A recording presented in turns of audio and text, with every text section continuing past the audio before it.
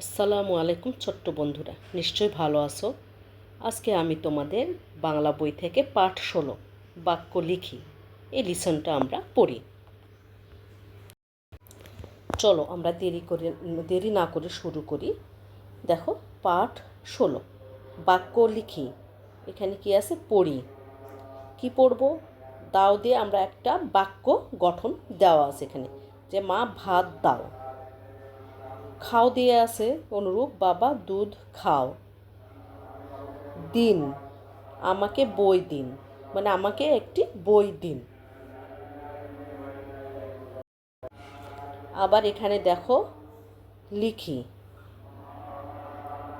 লিখি দিয়ে কী রয়েছে, মানে লিখি আমরা যদি লিখি, দাও দিয়ে একটা এখানে উদাহরণ দেওয়া রয়েছে যে আমাকে কলম দাও। তদ্রূপ তোমাদের করতে হবে খাও দিয়ে, তারপর দিন দিয়ে। তো আমরা চলো দেখি কি লেখা আমরা লিখতে পারি। যে আমাকে কলম দাও, আবার খাও, তুমি কলা খাও, দিন, আমাকে পেন্সিল দিন। এটাভাবে আমরা লিখতে পারি, তাই না? আবার দেখো এখানে কি, তোমার নাম কি, আমরা পড়ি তোমার নাম কি,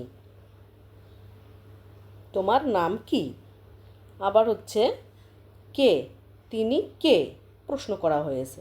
কখন, কে, কি, কে, কখন, এগুলো কি প্রশ্নবোধক চিহ্ন, মানে প্রশ্ন করার জন্য এই ওয়ার্ডগুলো ব্যবহার করা হয়। কখন, কখন এসেছেন। এখানে তুমি যদি লেখো, তুমি কি লিখবা, কি দিয়ে এখানে একটা বইয়ে দেওয়া আছে, তুমি কি খাবে। কে, তুমি কে বা তিনি কে বা সে কে, তাই না? কখন, তুমি কখন আসবে, তুমি তো লিখতে পারবে, তাই না? তারপরও আমি উত্তর লিখে দিচ্ছি, দেখো।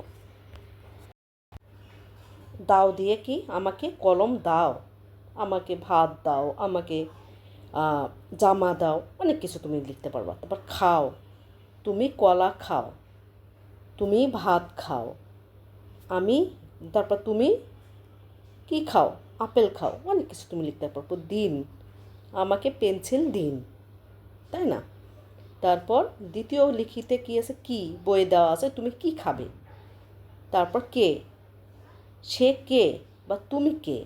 কখন, তুমি কখন আসবে বা সে কখন আসবে, তুলি কখন আসবে, অনেক কিছুই লেখা যায়, তাই না? এবার এবার হচ্ছে আমরা দেখব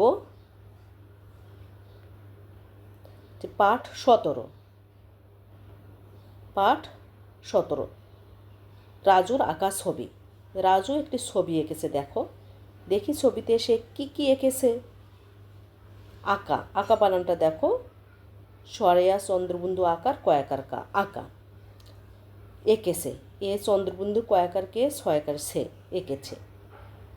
তো রাজু একটা ছবি এঁকেছে, ছবিতে কি কি এঁকেছে, এখানে দেখা যাচ্ছে ঘরবাড়ি এঁকেছে, অনেক দূরে একটা ঘরবাড়ির ছবি এবং গাছপালা দিয়ে একটা সুন্দর গ্রামের দৃশ্য।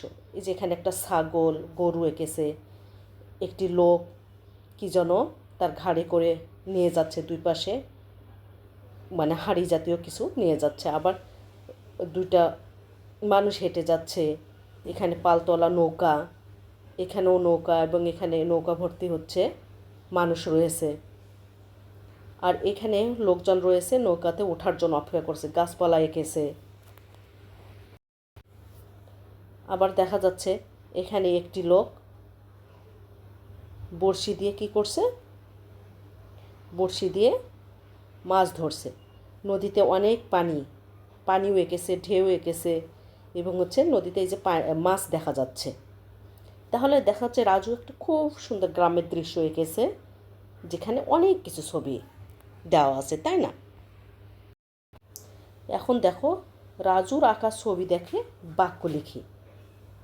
রাজু যে ছবিগুলো এঁকেছে, এখানে কি কি ছবি দেওয়া আছে। 1 নম্বর এখানে দেওয়া আছে যে পাখি উড়ছে। তুমি কি লিখতে পারবা যে ছবিতে কি কি দেওয়া আছে? অনেক কিছু দেওয়া আছে, আমি তো এর আগে বললাম, তারপরেও আমরা দেখি। দেখো, রাজুর আঁকা ছবি দেখে বাক্য লিখি। বইয়ে দেওয়া আছে পাখি উঠছে, তারপর কি দেখতে পাচ্ছিলাম, নদীতে নৌকা চলছে। নদীতে একটি লোক মাছ ধরছে, তারপর গরু ও ছাগল ঘাস খাচ্ছে, মানুষ হেঁটে যাচ্ছে। আমি তো এগুলো লিখলাম, তুমি কি কি লিখতে পারো? যে ওই দূরে গ্রামের ছবি এঁকেছে, তাই না? তারপর তুমি লিখতে পারবে ওই যে ওখানে গাছপালা রয়েছে, মাছ দেখা যাচ্ছে, লোকজন অপেক্ষা করছে নৌকায় ওঠার জন্য। অনেক কিছু তুমি নিজে নিজে লিখতে পারবে। তো বন্ধুরা, আজকে ভিডিওটি তোমার ভালো লেগেছে, এবং ভিডিওটি যদি তোমার ভালো লাগে তাহলে লাইক দিও এবং তোমার বন্ধুর সাথে শেয়ার করো। আর যারা এখনও আমার চ্যানেলটি সাবস্ক্রাইব করোনি তারা জলদি সাবস্ক্রাইব করো, যেন পরের পাঠটি সবার আগে দেখতে পাও। আজ এ পর্যন্তই। আল্লাহ হাফেজ।